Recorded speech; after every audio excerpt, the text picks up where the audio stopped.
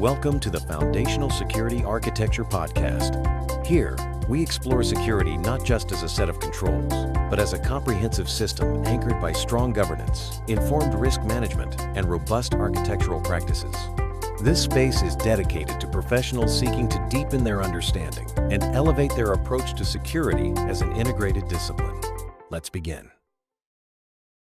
Welcome to the deep dive. We're looking at something today that I think is going to fundamentally shift how you think about vulnerability. Oh, absolutely. Yeah, and resilience too. And just the sheer scale of what it actually takes to protect an organization in the modern world. Today, we're unpacking a highly structured analytical breakdown of 14 interconnected disciplines. Right. 14. Sounds like a lot, but... It is a lot, but together they build security as this complete living system. Because, look, if your baseline for that word security, if it immediately brings up an image of, a guy in a uniform checking badges in a lobby, or maybe a hacker typing furiously in a dark neon-lit room. Right, the guy in the hoodie. Exactly, the hoodie. If that's your mental model, you are going to want to stick around. We are completely tearing down that paradigm today. Yeah, we have to, because that outdated idea of security being just about guards and firewalls is a massive oversimplification, and honestly, it's a dangerous one. So what's our goal here today? Our mission for this deep dive is to guide you through an exploration of security as a holistic, cohesive system. We need to look at how digital, physical, and human elements absolutely must work in tandem. Because if they don't... If they operate in isolation, you get structural fragmentation, period. And preventing that fragmentation is the only way to ensure true, lasting resilience against threats. Threats that are, frankly, evolving faster than most organizations can even track. Okay, let's unpack this. Starting right at the top of the structural hierarchy, the foundational layer, or what the material calls the brain of the entire system. That's governance and strategy. The brain, exactly. Right. And this involves corporate governance integration, policy design, defining an organization's risk appetite, and establishing ethical and legal oversight. Now, let me play devil's advocate for a second here. Go for it. I understand the need for high-level strategy in a boardroom. Sure. But down in the trenches, doesn't it ultimately just come down to having strong digital walls and physical locks? Like, how much does that high-level governance layer actually matter to the IT professional who's just, trying to configure a server on a Tuesday? What's fascinating here is that without this overarching governance layer, everything those professionals do on the ground becomes tactical noise. Tactical noise. I like that phrase. That's a great way to put it. Think about that concept for a second. You can authorize the purchase of the most expensive state-of-the-art firewall on the market, or you can hire a small army of physical security guards. But if you lack a strategic, structural level guiding those deployments, those teams are essentially reacting blindly. So they're just doing things to do things. Right. Governance is what decides what specifically you are protecting. It defines why you are protecting it, how much risk the business is actually willing to tolerate, and this is crucial, what ethical lines will not be crossed during those operations. It sets the rules of the entire game. Exactly. Without it, your IT professional is locking down servers that might not even hold sensitive data. Meanwhile, the true crown jewels of the company are sitting on an unsecured cloud drive somewhere because no policy ever classified them as critical. Wow. Okay, so that structural misalignment perfectly tees up the next core discipline, which acts as the threat interpretation layer, right? Risk management and intelligence. Discipline 2, yes. Right, and this goes way beyond just setting the rules. This involves enterprise risk management, geopolitical risk analysis, and red teams doing adversarial simulation. I want to drill into that last part for a second. Oh, red teams. Yeah. Because I think a lot of people hear red team and just think of, sanctioned hackers breaking into a system to show off. But this framework frames it as something much more integral to survival. It is far beyond showing off. Security without rigorous risk modeling is just a reaction waiting to happen. Anticipation is the absolute foundation of a resilient system. Anticipation over reaction. Always. A red team is simulating a highly sophisticated, real-world adversary to map out the attack paths before a malicious actor ever gets the chance. Right. If an organization isn't conducting robust enterprise risk management or actively analyzing the business impact of potential geopolitical shifts, they are effectively waiting to be attacked before they figure out what their defense should be. You cannot build a wall if you don't know what kind of weapons the enemy is bringing to the fight. Exactly. You will always find yourself one step behind the threat. Okay, so we have the brain in governance, and we have the threat interpretation layer in risk management. This moves us into the barriers themselves, the layers most people are familiar with, but we need to be very careful about how we delineate them. Right, because there's a lot of confusion here. Discipline 3 is physical security. That is the visible layer protecting assets in physical space. We are talking about CCTV networks, intrusion detection systems, secure facility design, and guard force management. The tangible stuff. Exactly. Then, parallel to that is Discipline 4, cybersecurity, which protects digital assets in data form, cloud security, penetration testing, identity and access management, and the Security Operations Center. Those are the classic traditional barriers. Okay. But to really understand modern resilience, we have to expand the definition outward. Into Discipline 5. Right. Discipline 5 introduces information security. And this is where we see a critical, often misunderstood distinction. A lot of people, even within the tech industry, use cybersecurity and InfoSec interchangeably. They treat them like synonyms. They do, but they are not the same thing. Cyber protects the systems. InfoSec protects the information itself, regardless of where it lives. Okay, so let me see if I have this straight. If cybersecurity is the team building the reinforced steel bank vault, Yes. information security is the team determining the actual value of the currency going into the vault, tracking who is allowed to hold it, and deciding how it should be transported. That is a perfect analogy. While your cyber team is patching server vulnerabilities, your InfoSec team is handling data classification, information lifecycle management, privacy frameworks like the GDPR, and insider threat management. So they care about the data, not just the box the data is in. InfoSec is focused entirely on the data's journey. Yeah. Because you could have an impenetrable digital vault, right? But if an authorized user legally takes a piece of that data out of the vault and, say, leaves it on a subway train on a laptop, cybersecurity hasn't failed. Information security has. Exactly. Which brings up a really interesting vulnerability. You can have the best digital locks, the thickest physical vault doors, but what happens when human habits and operational routines simply give away the secret? Ah, yes. Operational security. That's Discipline 6, OPSEC. This is the protection of sensitive patterns and processes. We are talking about process hardening and strictly enforcing the need-to-know principle. It is about actively reducing intelligence leakage. And those behavioral leaks are often the most damaging because they are entirely invisible to a firewall. Right, a firewall doesn't care about behavior. Consider a highly secure facility. The physical perimeter is locked down with biometric scanners. The cyber network is completely air-gapped from the public internet. It's Fort Knox. Okay. But every time the executive board is about to announce a major corporate acquisition, they order pizzas to the top floor of the building at 2 in the morning for 3 consecutive nights. Oh, wow. Right. That is a massive OPSE's failure. A sophisticated adversary, or even just a competing investment firm, can monitor those mundane delivery patterns and predict your strategic business moves without ever hacking a single computer. Or picking a single physical lock. That's incredible. The pizza delivery gives away the merger. It happens more than you'd think. OPSEs is the discipline of identifying and sealing those behavioral leaks. Here's where it gets really interesting. Because you are describing a lot of different teams doing a lot of highly specialized things. You have governance drafting policies, cyber teams monitor networks, physical teams watching cameras, InfoSec classifying data. It's a lot of moving parts. It is. So how do you prevent those groups from just retreating into their own isolated silos and never talking to each other? That is exactly what Discipline 7, Security Architecture and Engineering, is designed to solve. Architecture. It acts as the structural integrator of the entire system. And honestly, its importance cannot be overstated. This discipline involves secure design principles, defense in-depth modeling, and the implementation of zero-trust architecture. The glue that holds it all together. The core function here is cohesiveness. Without a dedicated architectural layer, you guarantee fragmentation. Security architecture is the discipline that actively ties the digital, physical, and human elements together so they operate as a single, unified blueprint. Let's unpack zero-trust architecture for a moment, because it sounds like an industry buzzword, but it fundamentally shifts the integration you were talking about. It completely eliminates the old idea of a trusted internal network, right? Completely gone. It assumes a breach has already happened.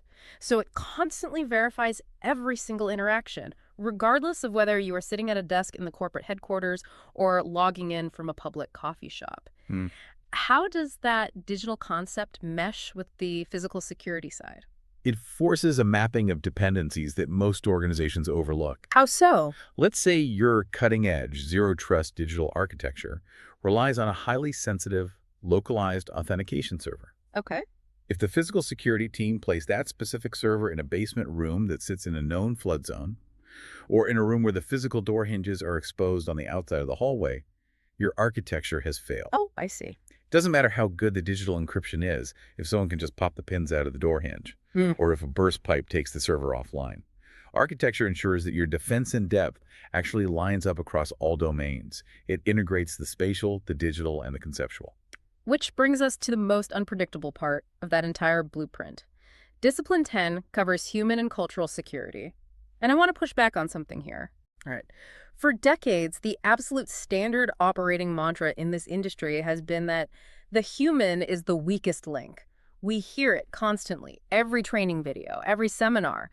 But this holistic framework completely rejects that idea. This raises an important question, and you are right to highlight it because we have to dismantle that cliché once and for all. Framing the human as the weakest link is lazy engineering. Lazy engineering. Yes, humans are not the weakest link. They are the most complex variable in the entire system. That is a massive psychological shift, a complex variable versus a weak link. Because if they are just a weak link, the logical response is to bypass them, restrict them, or lock them out of the process entirely. Exactly, which usually just incentivizes people to find dangerous workarounds to do their jobs. They write their passwords on sticky notes because the policy is too rigid. Right. But if you treat them as a complex variable, you engage in behavioral risk modeling, ethics and conduct programs, and organizational psychology. You don't just throw a boring security awareness video at them once a year. You actually integrate them. You design human factors engineering into your core systems. You architect the workflow so that the most secure way to accomplish a task is also the easiest and most intuitive way to accomplish it.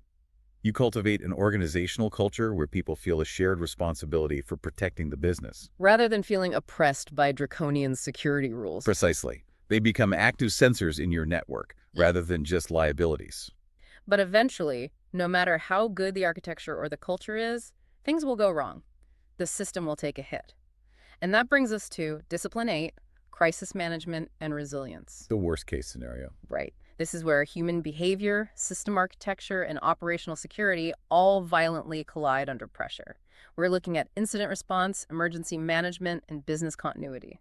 This is the ultimate reality test for everything we've talked about so far. Because a perfectly designed policy binder sitting on a shelf means absolutely nothing if the crisis command and control structure completely falls apart during a major ransomware attack. Or a physical natural disaster. It's paper at that point. Exactly.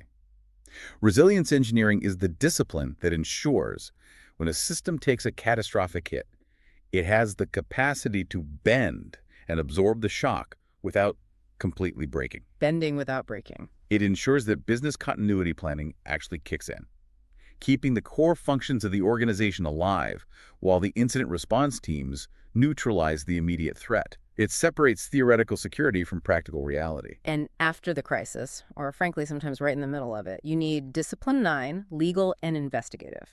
This is the accountability layer. A very crucial layer. We are talking about digital forensics, compliance auditing, evidence handling, and maintaining a strict chain of custody. But why does this matter so much? Like if the cyber team has already kicked the hacker out of the network, or the physical team has already escorted the trespasser off the property, why is this legal layer considered a core pillar of the system? Because there is a hard structural reality we have to face. Security without enforceability completely collapses. Without enforcement. Right.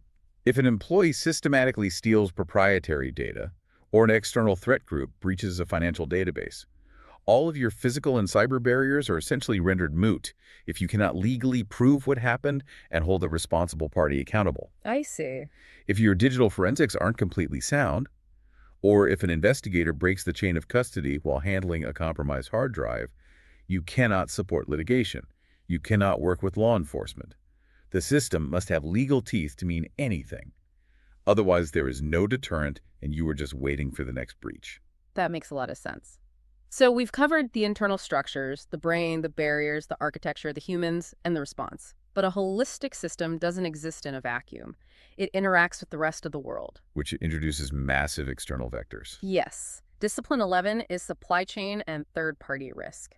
We are looking at vendor risk management, due diligence, and contractual security controls. A company might have its own internal house in perfect order, but what about the network of external dependencies? That dependency risk modeling is arguably the most critical vulnerability landscape right now. More than internal stuff. Honestly, yes. We have seen massive, globally disruptive incidents occur, not because a primary target was directly hacked, but simply because a minor third-party software supplier they used was compromised. The weakest link in the chain. Or consider a massive retail chain.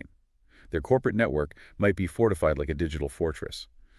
But if the third-party vendor that services their HVAC systems has weak remote access protocols, an attacker can use that vendor's credential to slip right past the perimeter. Just by hacking the air conditioning guy. Exactly. You're only as secure as the weakest vendor you grant access to. Right alongside that external exposure is Discipline 12, financial and economic security.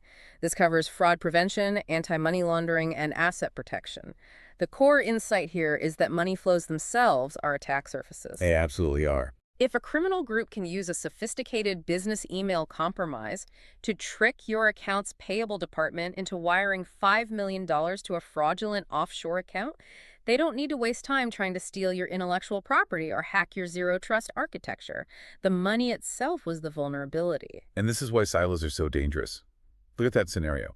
A business email compromise involves a cyber vector, the spoofed email. Right. It involves a human variable, the employee who gets tricked. And it involves a financial security failure, the lack of verification on the wire transfer. The threat cuts across multiple disciplines instantly. It's all connected. To get ahead of both those supply chain risks and the financial risks, a mature system requires Discipline 13, intelligence, and strategic foresight. This is the anticipatory layer. It goes far beyond the basic tactical threat intelligence we discussed back in risk management. We are talking about competitive intelligence, strategic forecasting, and establishing robust early warning systems. Because a security posture that only knows how to react to what just happened is a posture that is already too late. It requires advanced predictive risk modeling and long-term scenario planning. You aren't just looking at the specific malware variants that hackers are utilizing today. You have to look at macroeconomic trends, shifting geopolitical alliances, and emerging technologies. Looking over the horizon. Exactly. You have to anticipate what the global threat landscape is going to look like 3 to 5 years from now and start architecting your defenses today to meet that future reality. And speaking of that global reality, the framework closes out with Discipline 14, national and international security domains. This is the macro scale. We are talking about homeland security, counterterrorism, military defense, and critical infrastructure protection. The big picture. Right. Now, while most of our listeners aren't running a nation state, the fundamental principles of these massive national systems directly mirror the corporate systems we've been discussing, just at a drastically different scale. That mirroring is profound if you really look at it. A large multinational corporation today is dealing with complex insider threats, analyzing global geopolitical risk, mapping out vulnerable international supply chains, and defending against state-sponsored cyber espionage. They're fighting the same battles. Functionally, they are essentially running their own miniature intelligence agency and defense department. The core principles scale up and scale down seamlessly, because the fundamental nature of security as a cohesive, interlocking system remains entirely constant, whether you are trying to protect a single suburban office building or an entire country's decentralized power grid. So what does this all mean? When we distill this incredibly complex 14-part framework down to its absolute essence, we are left with a new reality. Security as a holistic system is built on 7 core functional pillars. Let's hear them. It requires structure, which is your governance and strategy. It requires prediction, found in your risk modeling and intelligence foresight. It requires barriers, integrating both the physical and the cyber. It requires response, which is your crisis management. Enforcement, through the legal and investigative layer. Culture, addressing the human as a complex variable. And finally, continuity, ensuring that structural resilience holds firm when the system is inevitably tested. If we connect this to the bigger picture, looking at these 14 distinct disciplines and how they feed into those 7 pillars, it forces us to confront a really challenging dynamic. What's that? If security is truly this deeply interconnected, interdependent system, what happens to an organization's overall resilience when one of those disciplines advances drastically faster than the others. That is a fascinating vulnerability. Think about it. If your digital threat intelligence is utilizing a cutting-edge predictive AI to map out cyber threats in real time, but your human psychology training or your legal enforceability frameworks are stuck relying on methodologies from a decade ago, what happens? The system tears itself apart. How does a holistic system maintain its structural integrity when its internal parts are evolving at entirely different speeds? That internal friction between the layers, the gap between the most advanced discipline and the most lagging one, might just be the most dangerous vulnerability an organization could face. You've been listening to the Foundational Security Architecture Podcast. If this episode helped you see security with greater structural clarity, consider sharing it with someone responsible for protecting complex systems. Security is not a collection of controls. It is a design choice. Until the next episode, keep building with structure.